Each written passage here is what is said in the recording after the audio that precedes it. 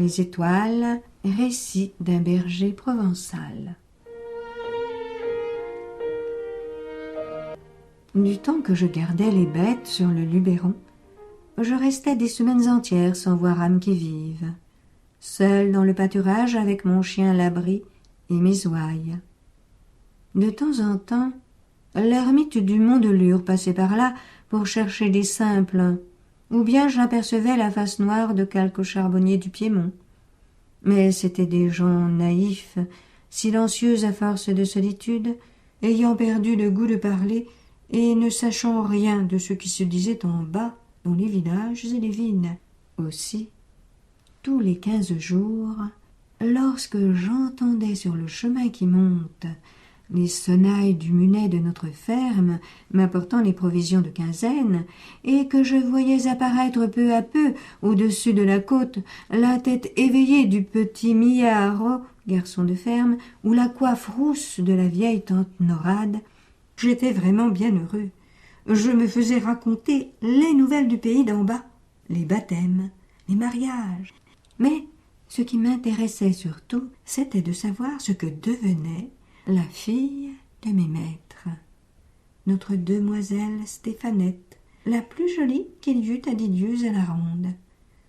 Sans avoir l'air d'y prendre trop d'intérêt, je m'informais si elle allait beaucoup aux fêtes, aux veillées, s'il lui venait toujours de nouveaux galants, et à ceux qui me demanderont ce que ces choses-là pouvaient me faire, à moi, pauvre berger de la montagne, je répondrai que j'avais 20 ans, et que cette Stéphanette était ce que j'avais vu de plus beau dans ma vie.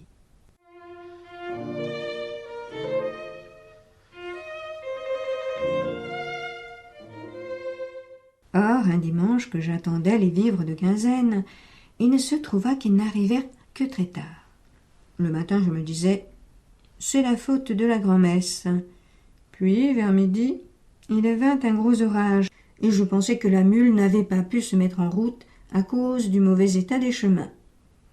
Enfin, sur les 3 heures, le ciel étant lavé, la montagne luisante d'eau et de soleil, j'entendis parmi l'égouttement des feuilles et le débordement des ruisseaux gonflés les sonnailles de la mule, aussi gaies, aussi alertes qu'un grand carillon de cloche un jour de Pâques.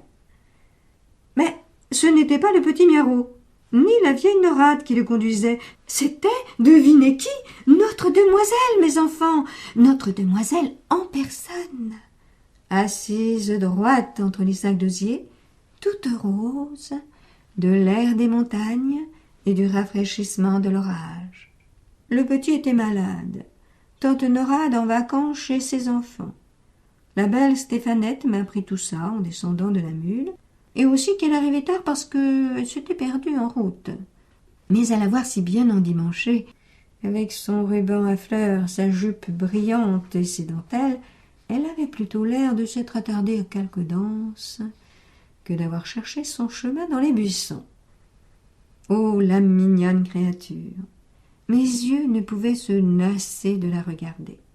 Il est vrai que je ne l'avais jamais vue de si près. Quelquefois l'hiver, quand les troupeaux étaient descendus dans la plaine et que je rentrais le soir à la ferme pour souper, elle traversait la salle vivement, sans guère parler aux serviteurs, toujours parée et un peu fière. Et maintenant je l'avais là, devant moi, rien que pour moi. N'était-ce pas à en perdre la tête? Quand elle eut tiré les provisions du panier, Stéphanette se mit à regarder curieusement autour d'elle. Relevant un peu sa belle jupe du dimanche qui aurait pu s'abîmer, elle entra dans le parc, voulut voir le coin où je couchais, la crèche de paille avec la peau de mouton, ma grande cape accrochée au mur, ma crosse, mon fusil à pierre. Tout cela l'amusait. « Alors c'est ici que tu vis, mon pauvre berger. Comme tu dois t'ennuyer d'être toujours seul. Qu'est-ce que tu fais? À quoi penses-tu » J'avais envie de répondre « À vous, maîtresse », et je n'aurais pas menti. Mais mon trouble était si grand que je ne pouvais pas seulement trouver une parole. Je crois bien qu'elle s'en apercevait, que la méchante prenait plaisir à redoubler mon embarras avec ses malices. « Et ta bonne amie, berger, est-ce qu'elle monte te voir quelquefois » Ça doit être bien sûr la chèvre d'or, ou cette fée Estérelle qui ne court qu'à la pointe des montagnes. » Et elle-même, en me parlant, avait bien l'air de la fée Estérelle, avec le joli sourire de sa tête renversée et sa hâte de s'en aller, qui faisait de sa visite une apparition. « Adieu, berger !»« Salut, maîtresse !» Et la voilà partie, emportant ses corbeilles vides. Lorsqu'elle disparut dans le sentier en pente, il me semblait que les cailloux roulant sous les sabots de la mule me tombaient un à un sur le cœur. Je les entendis longtemps, longtemps. Et jusqu'à la fin du jour, je restais comme ensommeillée, n'osant bouger de peur de faire en aller mon rêve. Vers le soir, comme le fond des vallées commençait à devenir bleu, et que les bêtes se serraient en bêlant l'une contre l'autre pour entrer au parc, j'entendis qu'on m'appelait dans la descente, et je vis paraître notre demoiselle, non plus rieuse ainsi que tout à l'heure, mais tremblante de froid, de peur, de mouillure. Il paraît qu'au bas de la côte, elle avait trouvé la sorgue, grossie par la pluie d'orage, et qu'en voulant passer à toute force, elle avait risqué de se noyer. Le terrible, c'est qu'à cette heure de nuit, il ne fallait plus songer à retourner à la ferme, car le chemin par la traverse, notre demoiselle n'aurait jamais su s'y retrouver toute seule, et moi, je ne pouvais quitter le troupeau. Cette idée de passer la nuit sur la montagne la tourmentait beaucoup, surtout à cause de l'inquiétude des siens. Moi, je la rassurais de mon mieux. « En juillet, les nuits sont courtes, maîtresse. Ce n'est qu'un mauvais moment. » Et j'allumai vite un grand feu pour sécher ses pieds et sa robe tout trempée de l'eau de la sorgue. Ensuite, j'apportai devant elle du lait, des fromageons, mais la pauvre petite ne songeait ni à se chauffer ni à manger, et de voir les grosses larmes qui montaient dans ses yeux, j'avais envie de pleurer, moi aussi. Cependant, la nuit était venue tout à fait. Il ne restait plus sur la crête des montagnes qu'une poussière de soleil, une vapeur de lumière du côté du couchant. Je voulus que notre demoiselle entrât se reposer dans le parc. Ayant étendu sur la paille fraîche une belle peau toute neuve, je lui souhaitai la bonne nuit et j'allai m'asseoir dehors, devant la porte. Dieu m'est témoin que malgré le feu d'amour qui me brûlait le sang, aucune mauvaise pensée ne me vint, rien qu'une grande fierté de songer que, dans un coin du parc, tout près du troupeau curieux qui la regardait dormir, la fille de mes maîtres, comme une brebis plus précieuse et plus blanche que toutes les autres, reposait, confiée à ma garde. Jamais le ciel ne m'avait paru si profond, les étoiles si brillantes. Tout à coup, la claire-voie du parc s'ouvrit et la belle Stéphanette parut. Elle ne pouvait pas dormir. Les bêtes faisaient crier la paille en remuant ou bêlaient dans leurs rêves. Elle aimait mieux venir près du feu. Voyant cela, je lui jetai ma peau de bique sur les épaules, j'activai la flamme et nous restâmes assis, l'un près de l'autre, sans parler. Si vous avez jamais passé la nuit à la belle étoile, vous savez qu'à l'heure où nous dormons, un monde mystérieux s'éveille dans la solitude et le silence.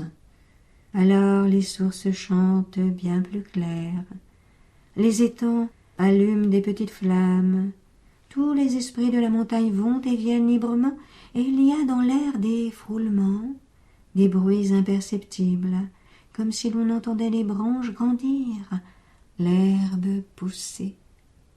Le jour, c'est la vie des êtres, mais la nuit, c'est la vie des choses. Quand on n'en a pas l'habitude, ça fait peur. Aussi, notre demoiselle était toute frissonnante et se serrait contre moi au moindre bruit. Une fois, un cri long, mélancolique, parti de l'étang qui luisait plus bas, monta vers nous en ondulant. Au même instant, une belle étoile filante glissa par-dessus nos têtes dans la même direction, comme si cette plainte que nous venions d'entendre portait une lumière avec elle. « Qu'est-ce que c'est ?» me demanda Stéphanette à voix basse. « Une âme qui entre en paradis, maîtresse. » Et je fis le signe de la croix. Elle se signa aussi et resta un moment la tête en l'air, très recueillie. Puis elle me dit « C'est donc vrai, berger, Que vous êtes sorciers, vous autres? Nullement, notre demoiselle. Mais ici nous vivons plus près des étoiles, et nous savons ce qui s'y passe mieux que les gens de la plaine. Elle regardait toujours en haut, la tête appuyée dans la main, entourée de la peau de mouton, comme un petit pâtre céleste. Qu'il y en a! Que c'est beau! Jamais je n'en avais tant vu. Est-ce que tu sais leur nom, berger? Mais oui, maîtresse. Tenez, juste au-dessus de nous. Voilà le chemin de Saint-Jacques. La voie lactée. Il va de France droit sur l'Espagne. C'est Saint-Jacques de Galice qui l'a tracé pour montrer sa route au brave Charlemagne lorsqu'il faisait la guerre aux Sarrasins. Plus loin, vous avez le char des âmes, la grande ours, avec ses 4 essieux resplendissants. Les 3 étoiles qui vont devant sont les 3 bêtes, et cette toute petite contre la 3e, c'est le charretier. Voyez-vous tout autour cette pluie d'étoiles qui tombe? Ce sont les âmes dont le bon Dieu ne veut pas chez lui. Un peu plus bas, voici le râteau, ou les 3 rois. Orion. C'est ce qui nous sert d'horloge à nous autres. Rien qu'en les regardant, je sais maintenant qu'il est minuit passé. Un peu plus bas, toujours vers le midi, brille Jean de Minan, le flambeau des astres. Sirius. Sur cette étoile-là, voici ce que les bergers racontent. Il paraît qu'une nuit, Jean de Minan, avec les 3 rois et la poussinière, la Pléiade, furent invités à la noce d'une étoile de leurs amis. Poussinière, plus pressée, partit, dit-on, la première, et prit le chemin haut. Regardez-la, là-haut, tout au fond du ciel. Les 3 rois coupèrent plus bas et la rattrapèrent. Mais ce paresseux de Jean de Minan, qui avait dormi trop tard, resta tout à fait derrière, et, furieux, pour les arrêter, leur jeta son bâton. C'est pourquoi les 3 rois s'appellent aussi le bâton de Jean de Minan. Mais la plus belle de toutes les étoiles, maîtresse, c'est la nôtre. C'est l'étoile du berger, qui nous éclaire à l'aube quand nous sortons du troupeau, et aussi le soir quand nous le rentrons. Nous la nommons encore Maguelonne, la belle Maguelonne qui court après Pierre de Provence, Saturne, et se marie avec lui tous les 7 ans. Comment, berger? Il y a donc des mariages d'étoiles? Mais oui, maîtresse.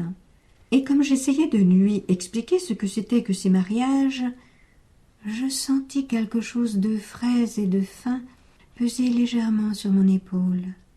C'était sa tête alourdie de sommeil qui s'appuyait contre moi avec un joli froissement de rubans, de dentelles et de cheveux ondés. Elle resta ainsi, sans bouger, jusqu'au moment où les astres du ciel pâlirent, effacés par le jour qui montait.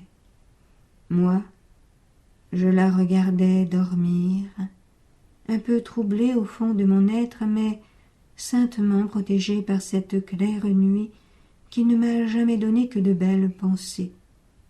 Autour de nous, les étoiles continuaient leur marche silencieuse, dociles comme un grand troupeau, et par moments, je me figurais qu'une de ces étoiles, la plus fine, la plus brillante, ayant perdu sa route, était venue se poser sur mon épaule pour dormir.